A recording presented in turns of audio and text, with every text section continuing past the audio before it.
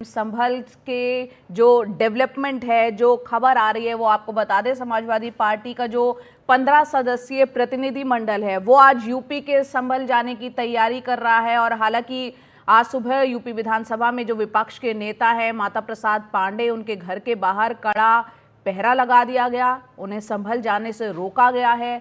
उनके घर के बाहर पुलिस फोर्स को तैनात कर दिया गया है।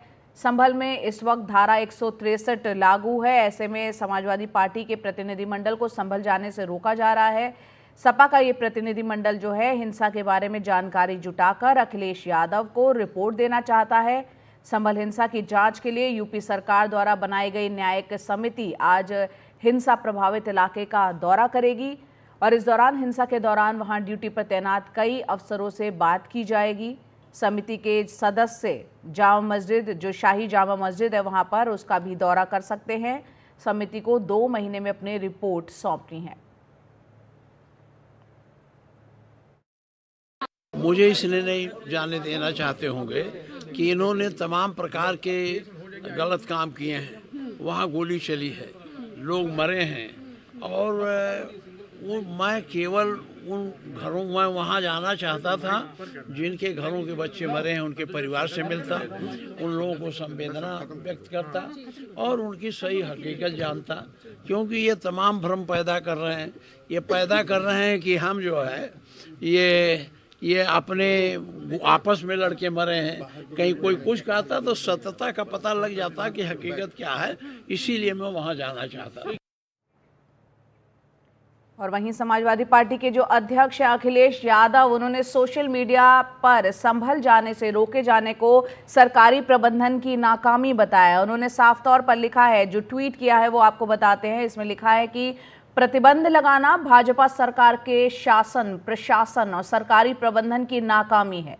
ऐसा प्रतिबंध अगर सरकार उन पर पहले ही लगा देती जिन्होंने दंगा फसाद करवाने का सपना देखा और उन्मादी नारे लगवाए, तो संभल में सौहार्द शांति का वातावरण नहीं बिगड़ता। सीधा रुख करते हैं रणवीर, हमारे सहयोगी का, जो कि माता प्रसाद के घर के बाहर ही मौजूद है। इस वक्त सुरक्षा के इंतजाम वहां पर बड़े किए गए हैं, पुलिस फोर्स तैनात की गई है ताकि माता प्रसाद और अन्य जो 15 लोग सपा का प्रतिनिधि मंडल है वो संभल ना जा पाए। रणवीर, आप वहां पर मौजूद है। सबसे पहले तो हम जानना चाहते हैं संभल में इस वक्त हालात किस तरह के हैं, क्योंकि जहां, चलिए रणवीर का रुख करते हैं, पहले सुनते हैं माता प्रसाद को एक बार फिर। पार्टी दफ्तर जाएंगे, बात हुई राष्ट्रीय अध्यक्ष जी से, कोई बात हुई? आपने कुछ फीडबैक दिया? क्या करें, पार्टी दफ्तर जाएंगे, फिर पार्टी दफ्तर जाएंगे, वहाँ से फिर हम लोग तैयारी करेंगे क्या करें। जाने देंगे तब ना, जाने देंगे। देखिए ये न जाने देना ये गैर कानूनी काम है। ये यहाँ के लिए फिर लगावे, कानून बनावे, 144 लगावे लखनऊ के लिए भी, जिसको हम जब चाहें किसी को रोक दें। ये कानून नहीं है, ये संविधान का। चलिए माता प्रसाद पांडे जी हमारे साथ हैं। माता प्रसाद जी, आप जाएंगे सब? आप बैठे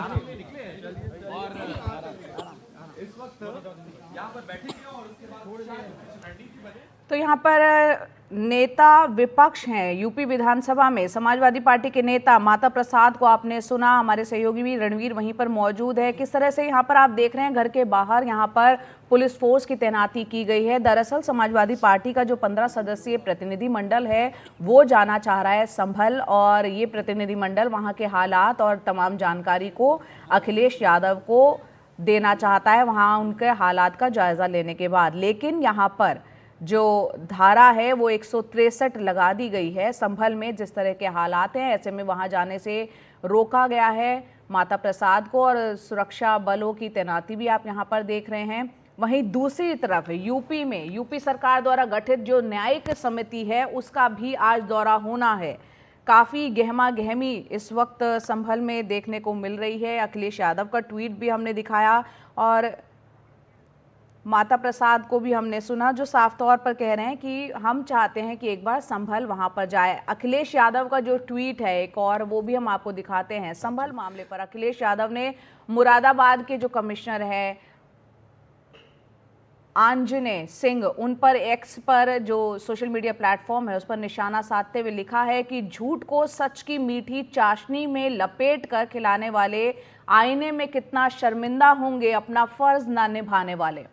तो सीधे तौर पर अखिलेश यादव निशाना बात जाइए, फिर 3 दिन के बाद बात किया तो उन्होंने कल के लिए कहा, अब आज के लिए वो तो मिल ही नहीं रहे कहाँ है। हाँ, डीएम साहब ने निषेधाज्ञा लागू कर दी। ये डीएम, यहाँ के डीएम ने नहीं लागू किया होगा, कुछ जो होगा वो सब वहाँ, हमें पता नहीं यहाँ के क्या लागू किया है, आप जानते होंगे, लेकिन जो कुछ है वो संभल के लिए है, यहाँ के रोक के लिए थोड़ा है। आप लोग तो संभल ही जाना चाहते हैं, वहाँ तो मनाही है। तो हम संभल जाते तो वहाँ रोकते, यहाँ रोकने का क्या उचित है? संभल पहुँच जाते वहीं रोक देते। मतलब उसके लिए तैयार है। हाँ, हम तो जाने की तैयारी है। अभी क्या करेंगे, जाएंगे? तो और अभी ये प्रोग्राम दे दिया तो भाई चुपचाप चले जाते, कुछ नहीं होता। तो अभी जाएंगे? हम जाने की कोशिश करेंगे। अध्यक्ष जी से बात हुई क्या? नहीं, हमारे प्रदेश अध्यक्ष से बात हुई, उनके यहाँ पे पुलिस लगी, वो दफ्तर नहीं आने दे रहे हैं उनको। ठीक। तो देखिए, माता प्रसाद पांडे जी जो कह रहे हैं संभल जाना चाहते थे, लेकिन रात से ही पुलिसकर्मी यहाँ लगे हैं और इस वजह से इन्हें जाने नहीं दिया जा रहा है। लखनऊ से कैमरा पर्सन वीरेंद्र सैनी के साथ रणवीर, एनडीटीवी इंडिया। रणवीर से हम बात करते हैं, सीधा उन्हीं का रुख करते हैं। रणवीर, आपने माता प्रसाद से बात की, वो संभल जाना चाहते हैं, उन्हें लेकिन रोका गया है। BNS 163 जो पहले 144 थी वो वहाँ पर लगी है, पब्लिक मीटिंग का वहाँ पर इजाज़त नहीं है इस धारा के तहत। बताएं किस तरह की गहमा गहमी यहाँ पर देखने को आज संभल में मिल सकती है, क्योंकि एक तरफ यूपी सरकार द्वारा गठित न्यायिक समिति की आज वो भी दौरा करने वाली है समिति। चलिए, रणवीर से हम दोबारा संपर्क साधने की कोशिश करेंगे। माता प्रसाद नेता विपक्ष समाजवादी पार्टी के नेता, जिनके घर की बाहर की आपने तस्वीरें देखी और उनसे बातचीत भी की रणवीर ने। साफ तौर पर यहाँ पर माता प्रसाद का या समाजवादी पार्टी का सीधा तौर पर कहना है कि वो संभल जाना चाहते हैं, लेकिन सरकार की तरफ से यहाँ पर क्योंकि संभल में हालात इस तरह के फिलहाल वहाँ पर 163 लागू है, ऐसे में उन्हें जाने से रोका गया है। अखिलेश यादव भी लगातार इस खबर को लेकर हमलावर हैं और साफ तौर पर कह रहे हैं कि खासतौर से उन्होंने एक ट्वीट मुरादाबाद के कमिश्नर आंजनेय सिंह पर भी निशाना साधते हुए किया है। लिखा है कि झूठ को सच की मीठी चाशनी में लपेटकर खिलाने वाले आईने में कितना शर्मिंदा होंगे अपना फर्ज ना निभाने वाले। और इस पर जवाब भी आया है, जो कि मुरादाबाद के कमिश्नर हैं, उन्होंने भी जवाब दिया है। शाहिद ज़की की शायरी के ज़रिए उन्होंने जवाब देने की यहाँ कोशिश की और ये लिखा है कि नेक लोगों में मुझे नेक गिना जाता है और गुनहगार समझते हैं मुझे। मैं बदलते हुए हालात में ढल जाता हूँ, देखने वाले अदाकार समझते हैं मुझे। ये वो ट्वीट है आप यहाँ पर देख रहे हैं जो मुरादाबाद के कमिश्नर ने किया है। वो कहते हैं कि वो जो उस पार हैं इस पार मुझे जानते हैं, ये जो इस पार हैं उस पार समझते हैं मुझे। तो यहाँ पर शायरी के ज़रिए, शाहिद ज़की की शायरी है, उनके ज़रिए जवाब देने की कोशिश की है मुरादाबाद के कमिश्नर ने।